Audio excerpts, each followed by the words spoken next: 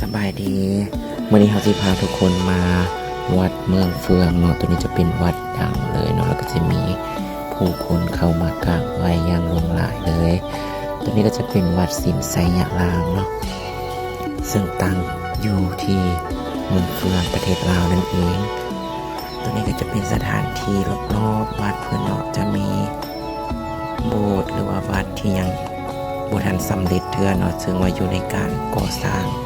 เนี่ยก็จะเอาของมาถวายพระบรรยากาศรอบๆก็ถือว่า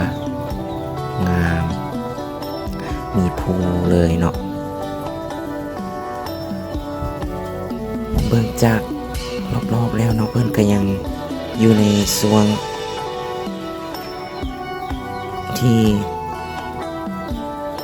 ก่อสร้างเนาะแต่ว่ายังบ่ทันสำเร็จเพราะว่าเพิ่นจะได้เฮ็ดหลายๆอย่างพร้อมกันจะมีทางบอนสถานที่กราบไหว้แล้วก็เป็นบอนปฏิบัติธรรมต่างๆเนาะเพิ่นซึ่งเพิ่นได้เฮ็ดพร้อมๆกันเลยมันก็อาจจะยังบ่ทันสำเร็จไว้เนาะก็น่าจะสำเร็จในไวๆนี้เนาะปีนี้ก็น่าจะสำเร็จเนาะซึ่งว่าก่อนที่เราจะเข้ามาสถานที่แห่งนี้เนาะทางวัดเพิ่นก็จะมีสิ้นงามๆเนาะให้เราเศร้าซึ่งว่าเป็นประเพณีของลาวอยู่แล้วเนาะที่บ่สามารถนุ่งโซ่งหรือว่าสเกิร์ตเข้ามาได้ก็จะรักษาประเพณีของลาวเอาไว้เพื่อความเป็นระเบียบของเพิ่นเดี๋ยวสิพาเข้ามาเบิ่งทางในเนาะก่อนที่เราจะเข้าไปเบิ่งเพิ่นก็จะให้เราปลดเกิบก่อนเพราะว่านี่ตัวนี้จะเป็นบอลปลดเกิบเนาะบอกได้เลยว่าตอนปลดเกิบย่างเข้าไปนี่ฮ้อนหลายเพราะว่าแสงแดดมันกระทบใส่กับหญ้าเทียมทางลุ่มเนาะนี่อันนี้ก็จะเป็น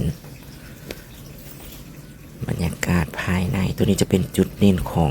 วัดตัวนี้เลยเนาะผู้ใดมาถ้าบ่เข้ามาบอลนี้นี่ถือว่าบ่ฮอดเด้อเห็นบ่ตัวนี้จะเป็นทางขึ้นสวรรค์เนาะ